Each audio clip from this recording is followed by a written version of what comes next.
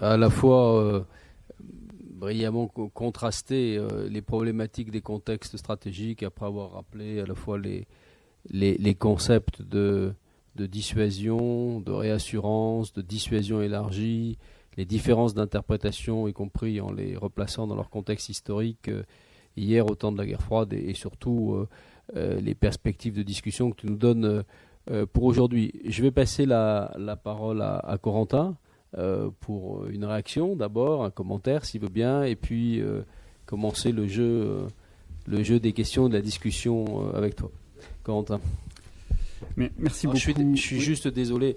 Je sais qu'il y a un certain nombre d'entre vous qui restent debout. C'est généralement souvent le cas, même quand on change de salle, quels que soient les contenances. C'est à la fois un signe du succès de ta conférence, Brad, et plus généralement de ce cycle de conférences. Je crois qu'il y a une chaise là, il y a une chaise devant, il y a une chaise au milieu.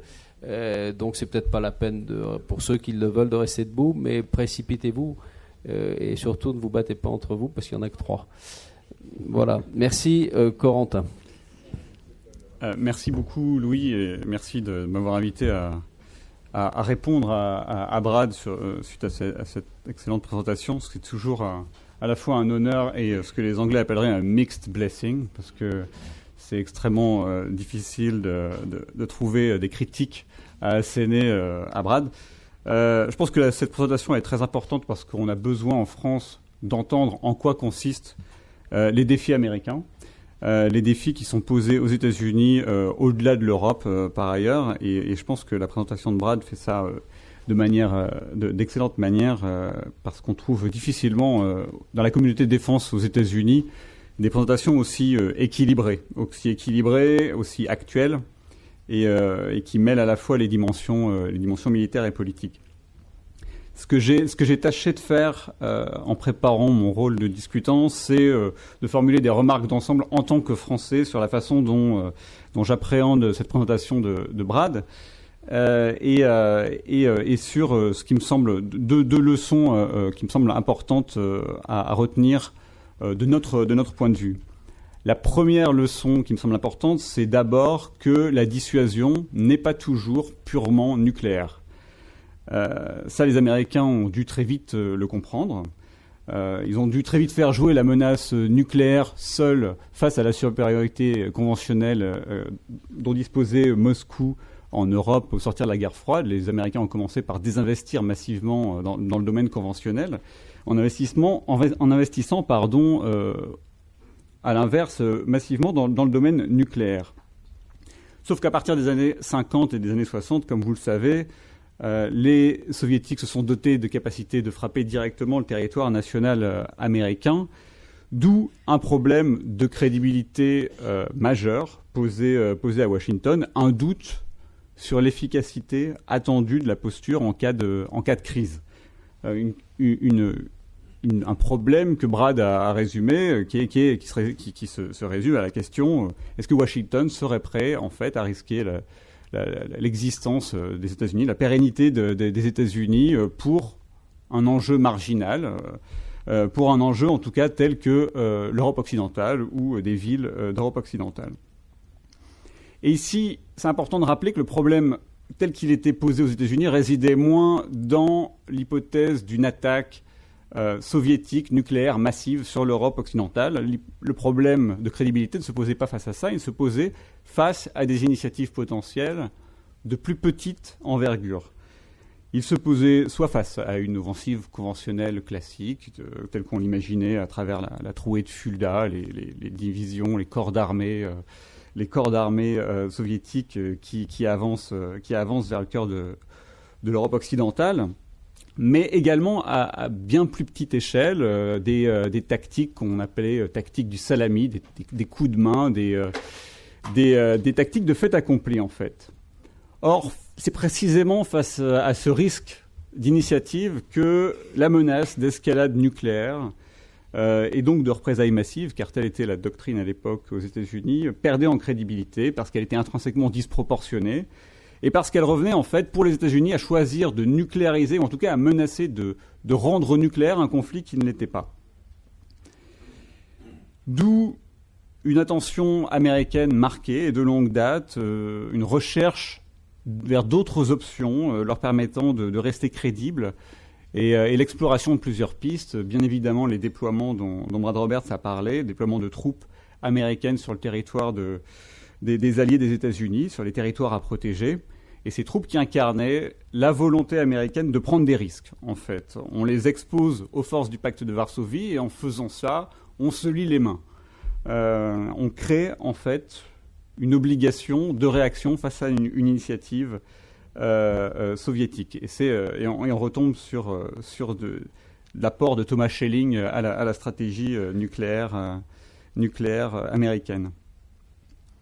La deuxième option qui a été poursuivie, et ça Brad en a parlé également parce qu'elle est toujours poursuivie actuellement, c'est bien sûr le développement des capacités non nucléaires, donc des capacités conventionnelles. Ce sont des efforts qui ont été, dont la nécessité a été identifiée finalement assez tôt, à partir des années 60, mais dont la mise en œuvre a été ralentie parce que dans les années 60, les Américains étaient, particulièrement au niveau des forces conventionnelles, étaient très occupés au Vietnam. Ça finit par progresser, on va dire, à partir des années 70.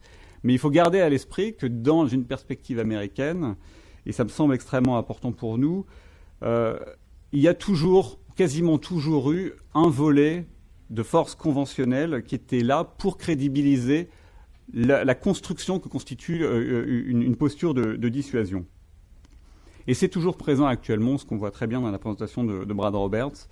C'est toujours présent à travers le développement et le renforcement des capacités de défense antimissiles balistiques, à travers le renforcement des capacités conventionnelles, on va dire, généralistes, et des capacités de très haute sophistication, comme les capacités de frappe stratégique rapide. En France, on a eu tendance à porter un regard radicalement différent parce que notre posture était appelée, en fait, à des options différentes. Mais on a eu à aller bien au-delà, on a eu à opposer les deux. On a eu tendance à opposer les deux, à tort à mon avis. On a souvent entendu, en tout cas jusqu'à un certain temps, en France, que la dissuasion ne pouvait être que nucléaire et que le nucléaire ne pouvait être que dissuasif. C'est partiellement vrai pour nous, je dis bien partiellement, mais ce n'est pas comme ça que l'entendent nos alliés, déjà, et nos adversaires potentiels. D'où la nécessité d'entendre ça, de prendre en considération ces perspectives différentes. Et on retrouve encore aujourd'hui une certaine tendance à opposer le nucléaire et le conventionnel dans les débats qui ont lieu actuellement, notamment sur les questions budgétaires et qui se fondent sur des supposés effets d'éviction qu'auraient les dépenses de dissuasion sur les forces conventionnelles. En réalité, on sait qu'il n'en est rien, en tout cas que la question ne se pose pas en ces termes. D'abord parce que stratégiquement, on a besoin de couvrir le plus large spectre possible et d'être capable de répondre au plus large spectre d'initiatives hostiles, ce qui implique d'avoir autre chose que des armes nucléaires pour pouvoir être dissuasif, ça c'est certain, mais ça implique également de pouvoir menacer des représailles, une escalade nucléaire face à des adversaires en étant dotés. Mais aussi parce qu'on se rend compte que même en termes de capacité industrielle, on assiste beaucoup moins à des effets d'éviction budgétaire qu'à des effets d'entraînement industriel et opérationnel par ailleurs. Et en fait, à mon sens, on a eu tendance en France à confondre la dissuasion conventionnelle et la place des forces conventionnelles dans une posture de dissuasion. Or, ça pose une vraie différence. C'est totalement et profondément différent. Ça a changé. Quand je parle de la France, il faut être clair que les choses ont changé depuis une demi-douzaine d'années, depuis le livre blanc de 2008 en particulier. Ça a été confirmé par le livre blanc de 2013.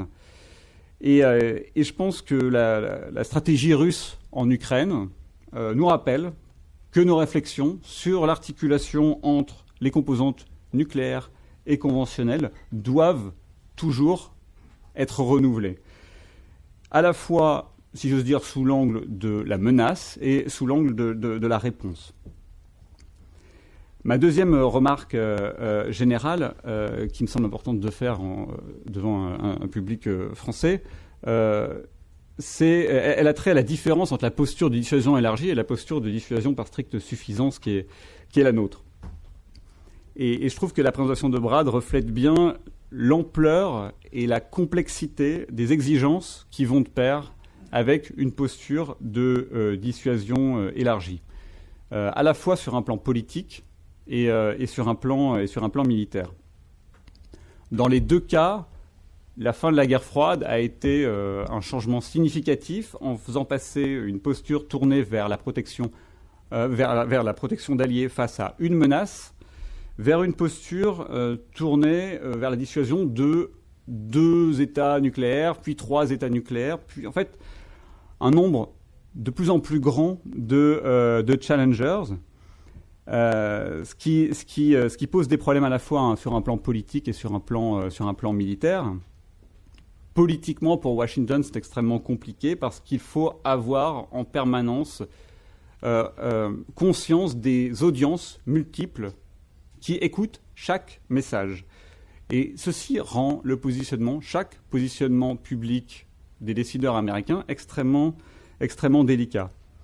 Et Brad a fait référence au discours de Prague, ce qui illustre très bien, à mon sens, la difficulté pour les États-Unis de concilier des initiatives sur le plan du désarmement, même si celles-ci sont restées extrêmement limitées au final, mais concilier une diplomatie du désarmement avec l'assurance des alliés, avec un message de dissuasion crédible vis-à-vis de tous les adversaires potentiels. Ce qui requiert encore une fois un mélange très subtil, parfois sans doute trop subtil pour le système américain et probablement pour tout système politique.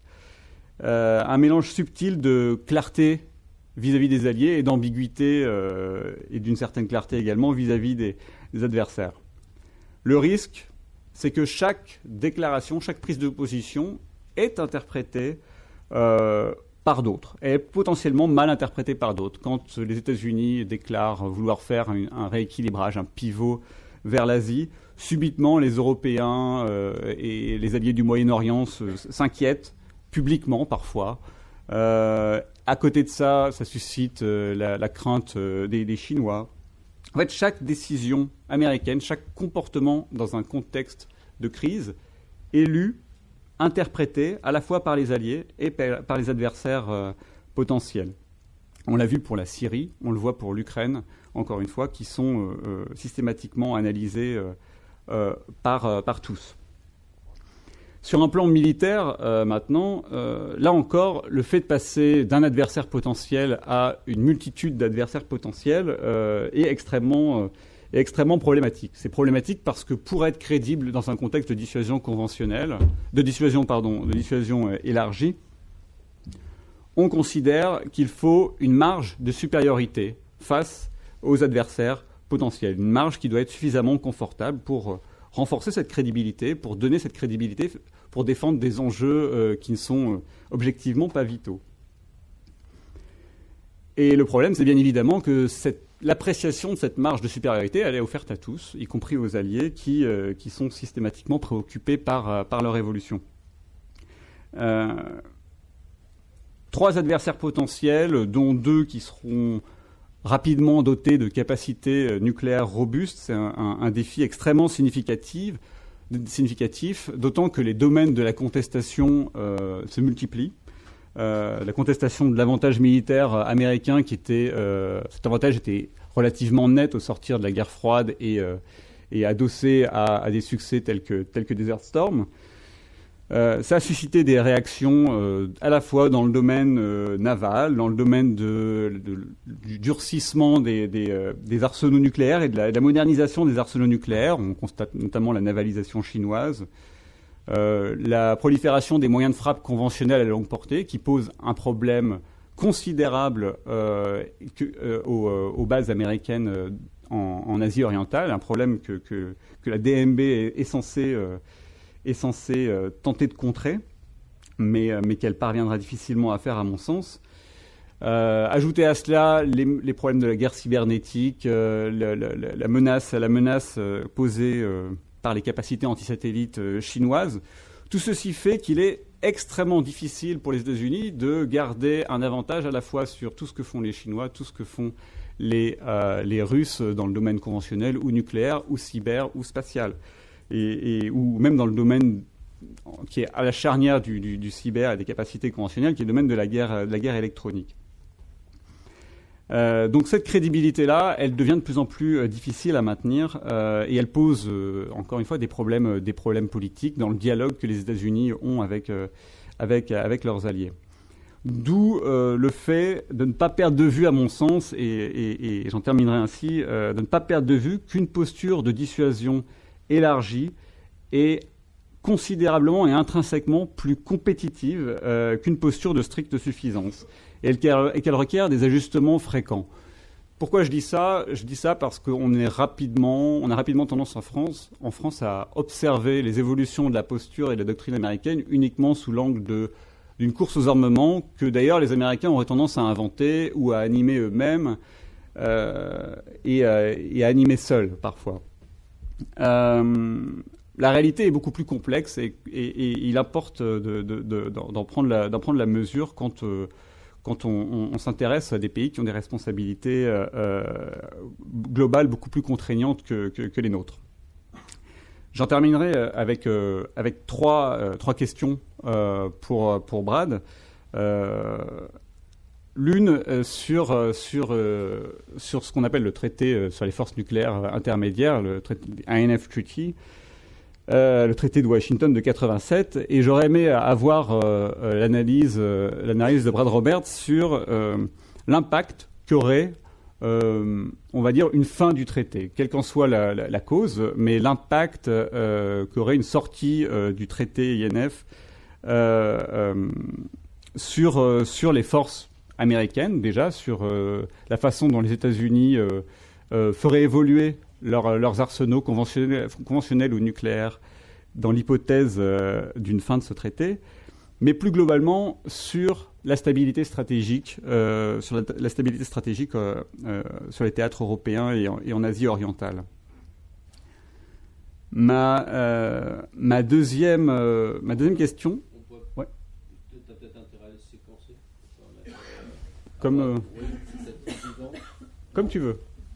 Tu es le président de séance. Je ne pas de préparer la réponse. Ah. Tu veux très bien. À la suite, peut-être plus simple à la première question, ou tu veux qu'on lise toutes les questions? I'm happy to take them as a block. Moi, je préférerais les prendre tout ensemble. Donc ma seconde question a trait à la composante nucléaire de ce que les États-Unis ont appelé the Comprehensive Framework of Regional Nuclear Deterrence Architecture. Donc la composante nucléaire de la dissuasion régionale américaine. Je trouve qu'il y a eu très très peu de communication américaine autour de ce que pourrait être cette composante. Est-ce qu'elle s'inscrit dans une logique de représailles, de dissuasion par représailles, by punishment, ou de dissuasion par déni, by denial. Mais même, à partir de quel moment est-ce qu'un manque de communication sur la composante nucléaire de la dissuasion régionale devient contre-productive? L'idée, c'est qu'elle soit adaptée, tailored à la menace et à chaque menace qui est présentée aux États-Unis.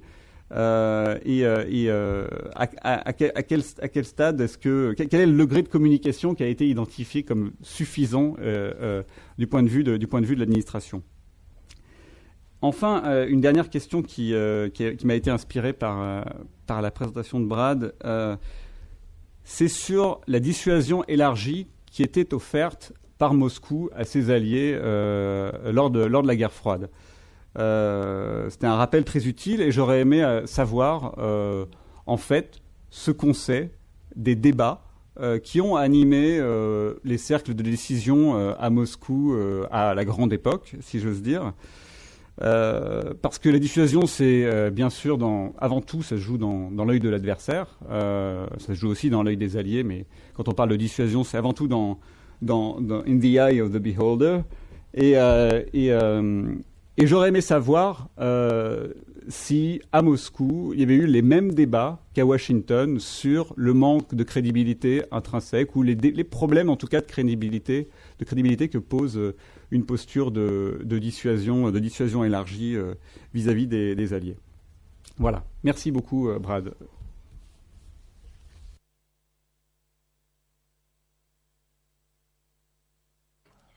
Premièrement, merci. C'était des remarques extrêmement importantes, intéressantes et réfléchies. Merci d'avoir apporté votre propre appréciation de ces questions. Je vais prendre les questions dans l'ordre inverse. Pour autant que nous le sachions, il n'y a pas eu de débat à Moscou dans le pacte de Varsovie concernant ces questions, parce que, bien sûr, c'était une alliance différente de l'alliance occidentale. Et puis,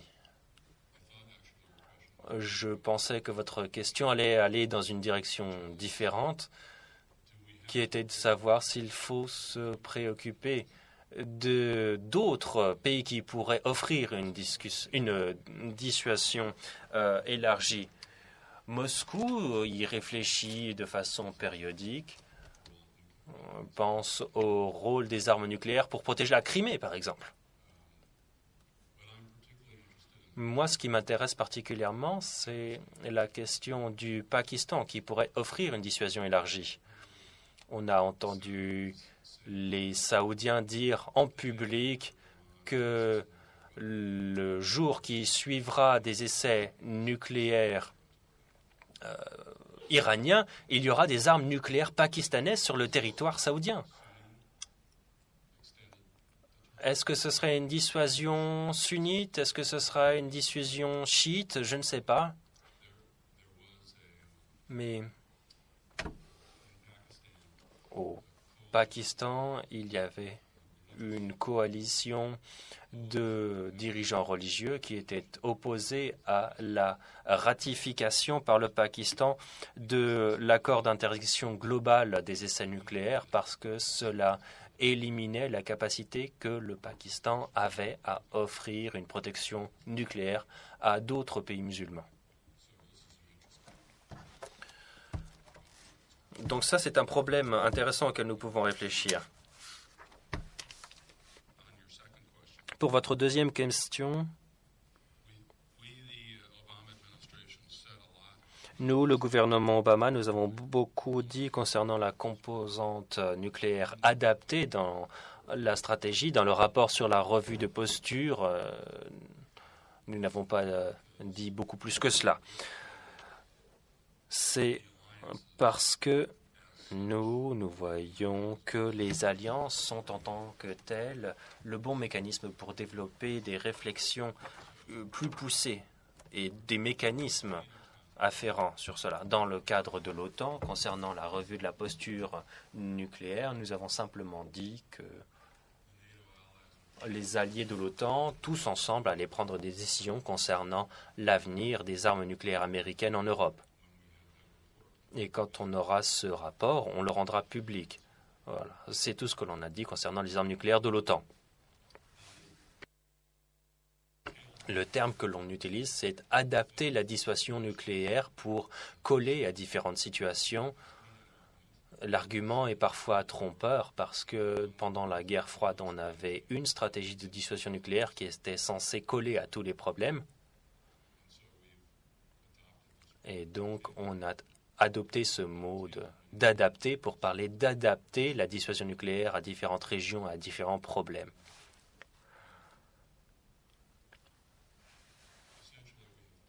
Et puis, en gros, nous avons adapté notre dissuasion en deux façons, les politiques déclaratoires et les forces. Concernant les politiques déclaratoires,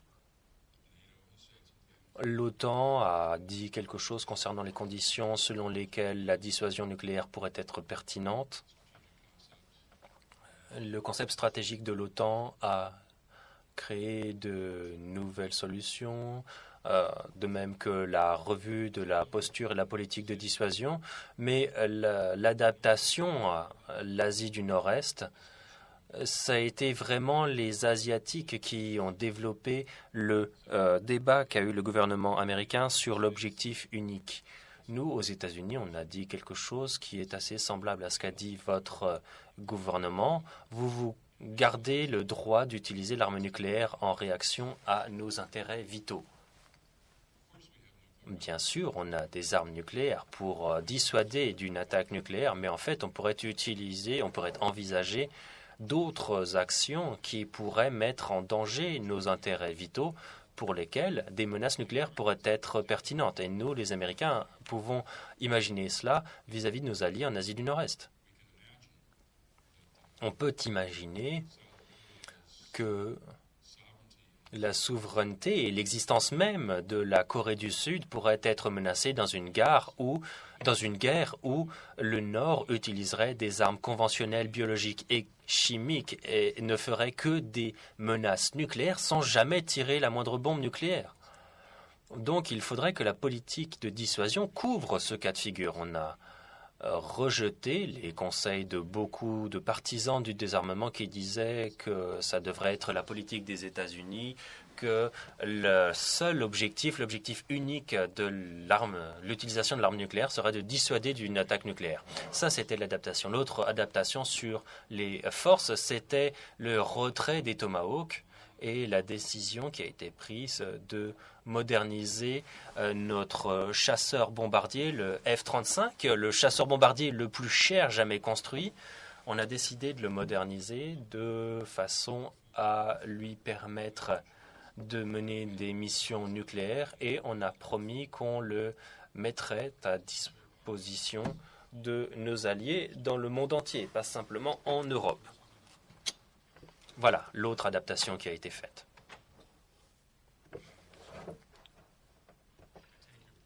Et puis, je comprends l'argument selon lequel on aurait pu en dire un peu plus concernant la question de l'adaptation du nucléaire. Mais on essaye aussi d'étudier toutes les autres composantes de cette boîte à outils de la dissuasion. Nous pensons qu'il y a beaucoup d'autres outils précieux, la défense antimissile, les capacités de frappe conventionnelles.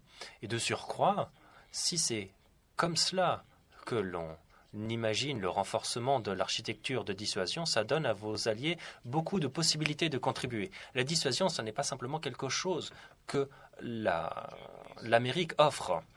Quand les Japonais débattent de la crédibilité de la dissuasion élargie, ils comprennent ce qu'eux peuvent faire pour rendre cette dissuasion plus crédible. La défense antimissile, les frappes conventionnelles, etc. C'est pour cela que je veux dire qu'on a minimisé le nucléaire. C'est plutôt qu'on a presque surjoué les autres parties.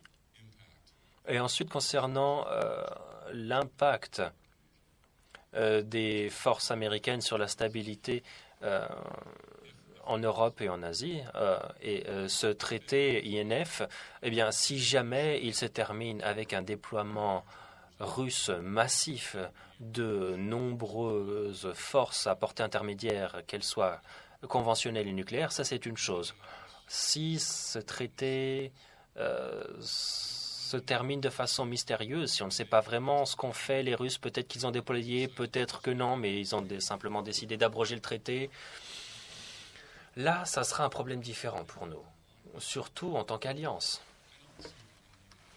Moi, aux États-Unis, je ne vois pas le souhait de contrer pied à pied les déploiements russes ou chinois de forces nucléaires à portée intermédiaire.